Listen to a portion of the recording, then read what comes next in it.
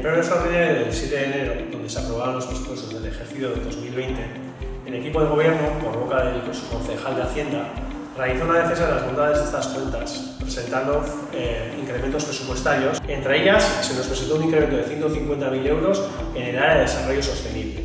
Lo que no se nos dijo fue que este incremento se basa exclusivamente en la inclusión del dinero destinado a la carrera municipal, que son 200.000 euros, y que se incluyó en otras partidas o en otros paquetes en ejercicios anteriores.